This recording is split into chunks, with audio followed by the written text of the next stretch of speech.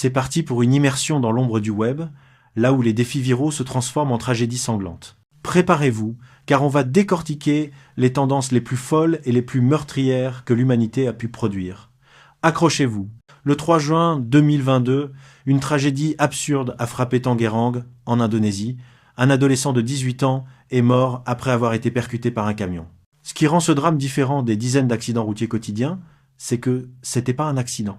C'était le résultat d'une tendance Internet absolument terrifiante qui balayait le pays, baptisé le défi de l'ange de la mort, Malai Mo Challenge. Né en 2021, cette folie a explosé mi-2022. Le concept ? Des utilisateurs de TikTok, principalement des adolescents, se lançaient dans un jeu macabre avec la circulation, ciblant souvent des camions lourdement chargés. Leur objectif ? Courir devant le poids lourd, espérer qu'il s'arrête avant de les écraser sans qu'ils clignent des yeux, puis poster la vidéo en ligne. Sauf que réussir cette acrobatie n'était pas aussi facile que ces jeunes inconscients le pensaient. La plupart d'entre eux s'est lancé sur la route lorsque le camion était déjà extrêmement proche, ne laissant au chauffeur virtuellement aucun temps de réaction. Mais même lorsque les conducteurs avaient le temps de les voir, la physique prenait le relais. Un camion transportant une lourde cargaison ne s'arrête pas net. Plus la charge est lourde, plus la distance de freinage est longue, parfois des dizaines de mètres, même en freinant à fond. Le temps que le cerveau du chauffeur réagisse, c'était déjà trop tard. Ce défi mettait aussi les chauffeurs en danger, physiquement et psychologiquement. Dans une affaire impliquant un participant de 14 ans, le chauffeur a fui la scène, probablement terrifié à l'idée de faire face à des accusations criminelles. Si l'adolescent avait filmé pour TikTok sa survie, le chauffeur en s'arrêtant aurait pu prouver son innocence. En s'enfuyant, il s'est transformé en suspect de délit de fuite, risquant sa liberté. Suite à l'incident de Tangerang, la police indonésienne a agi vite, arrêtant 14 autres adolescents qui s'apprêtaient à tenter le même défi le jour même. Bien que TikTok ait fini par supprimer tout contenu lié au Angel of Death Challenge, la validation par les réseaux sociaux étant le moteur de ce jeu macabre, l'interdiction a heureusement fait tomber cette tendance dans l'oubli. Le 20 et 1 janvier 2005, le magazine TZ au Royaume-Uni a rapporté l'émergence d'une nouvelle vague, le happy slapping. Contrairement à son nom, cette mode n'avait rien de joyeux. L'idée était simple. Des individus, souvent des jeunes, s'approchaient d'une personne au hasard, la giflaient violemment, filmaient sa réaction choquée, puis partageaient la vidéo comme une blague. Les caméscopes personnels et les téléphones avec appareil photo devenant accessibles, les agresseurs filmaient leur crime pour le diffuser comme un divertissement. Certains médias de l'époque ont établi un lien entre cette tendance et des émissions violentes comme Jackass, mais la différence fondamentale, c'est que les victimes du happy slapping étaient des inconnus ciblés pour gagner en popularité sociale, contrairement aux performances consenties à la télévision.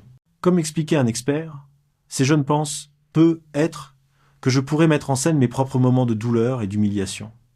Avec le happy slapping, les gens deviennent des victimes aléatoires, pas des participants volontaires. C'est un raccourci vers la célébrité et la notoriété pour ceux qui diffusent les images.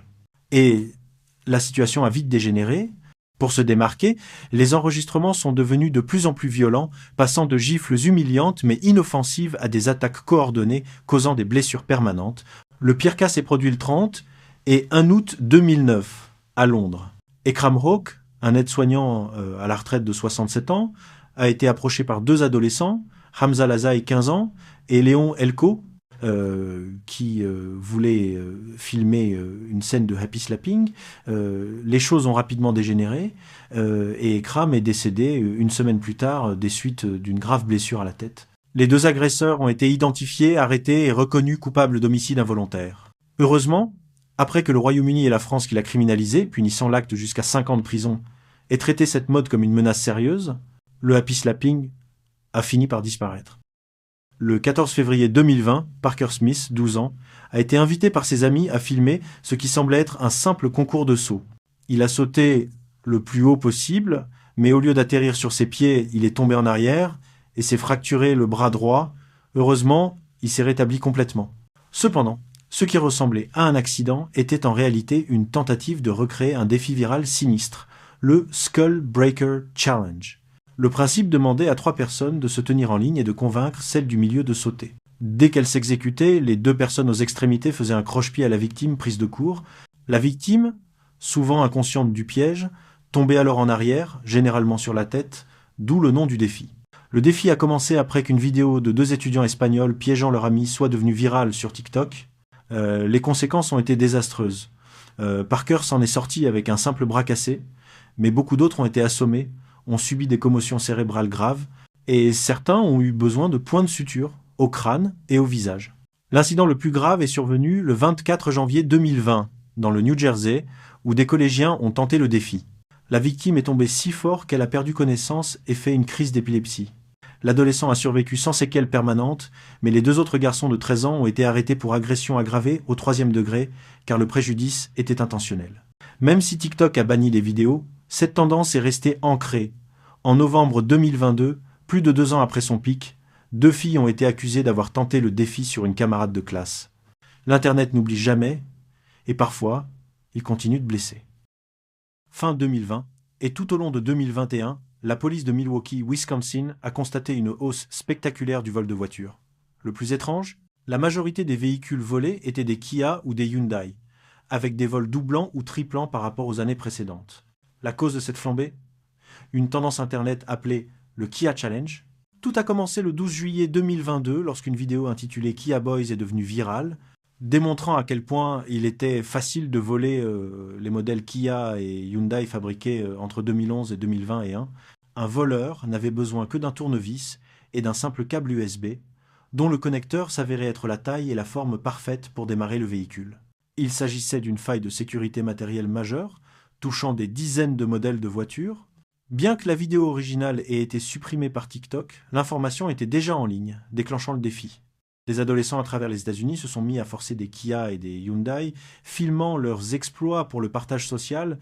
Au-delà du fardeau financier pour des centaines de propriétaires innocents, le véritable danger résidait dans ce que les voleurs faisaient ensuite. N'ayant souvent pas l'intention de revendre les véhicules, ils les utilisaient pour des rodéos sauvages et dangereux en ville, mettant en danger leur vie et celle de tous sur la route. Ces virées se terminaient souvent par des courses-poursuites avec la police. Le cas le plus horrible s'est produit à Buffalo, New York, en octobre 2022, où un Kia volé a provoqué un accident mortel, coûtant la vie à 4 adolescents. Au total, le Kia Challenge a causé la perte de 8 vies avant d'être finalement maîtrisé par les plateformes sociales. Kia et Hyundai ont dû régler un recours collectif de 200 millions de dollars pour le manque de sécurité de leurs véhicules. Le car surfing, faire du surf debout sur l'extérieur d'une voiture en mouvement, existe depuis bien avant les réseaux sociaux modernes, ayant gagné en popularité au début des années 1990. L'idée est de foncer à toute vitesse sur l'autoroute tout en s'équilibrant dangereusement sur le toit ou le capot.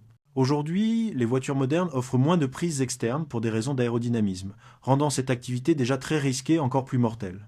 Il suffit d'un léger faux pas pour que le surfeur, même le plus audacieux, soit projeté sur la route. Un rapport du CDC de 2008 révélait que 58 personnes avaient perdu la vie et 40, et un autre avait été gravement blessé en faisant du kartsurfing depuis 1990. L'essor des réseaux sociaux et le désir d'être viral n'a fait qu'aggraver ce bilan. Plus récemment, en mai 2023, un adolescent de 6 ans a tragiquement perdu la vie en faisant du kartsurfing par la fenêtre arrière d'une voiture lorsque le véhicule a fait des tonneaux.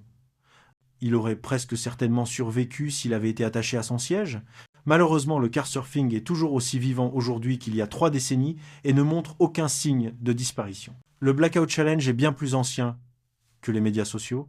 Le but, provoquer un bref sentiment d'euphorie en coupant intentionnellement l'apport d'oxygène au cerveau jusqu'à la perte de conscience. Si beaucoup pensent que s'évanouir par manque d'oxygène est inoffensif, c'est une erreur fatale. Cette récompense est en réalité une forme dangereuse d'hypoxie cérébrale, où les cellules du cerveau sont privées de l'oxygène vital. Cela peut entraîner des convulsions et des hémorragies. Même si la victime survit, priver le cerveau d'oxygène pendant seulement 1 minute peut causer des dommages irréversibles et permanents, affectant la mémoire, le raisonnement et d'autres fonctions cognitives essentielles. La ligne entre la brève sensation et la tragédie irréversible est terrifiante. Une fois la conscience perdue, l'issue n'est plus contrôlable, sans parler du risque réel de ne jamais se réveiller. Entre 1995 et 2007 seulement, 82 personnes ont perdu la vie à cause de ce défi. Ce qui est plus grave, c'est que la quasi-totalité de ces décès concernaient des jeunes de 6 à 19 ans. La résurgence du Blackout Challenge via TikTok l'a exposé à un public encore plus jeune, laissant derrière lui une piste dévastatrice. Le cas le plus connu est celui de Nyla Anderson, une fillette de 10 ans en Pennsylvanie. Sa famille l'a retrouvée inconsciente en décembre 2021. Elle est décédée sans jamais se réveiller. L'analyse de son téléphone a révélé qu'elle regardait des vidéos du défi sur TikTok. En avril 2022, Archie Battersby, un garçon de 12 ans au Royaume-Uni, a subi des lésions cérébrales catastrophiques après avoir tenté le défi et est décédé des mois plus tard. Malgré les efforts des plateformes sociales pour supprimer le défi, il continue de se propager. Alors, après avoir plongé dans ces abysses de l'absurdité humaine, quel défi vous a le plus glacé le sang? Et n'oubliez jamais de vous abonner pour ne rien manquer. On se dit à plus pour la prochaine vidéo.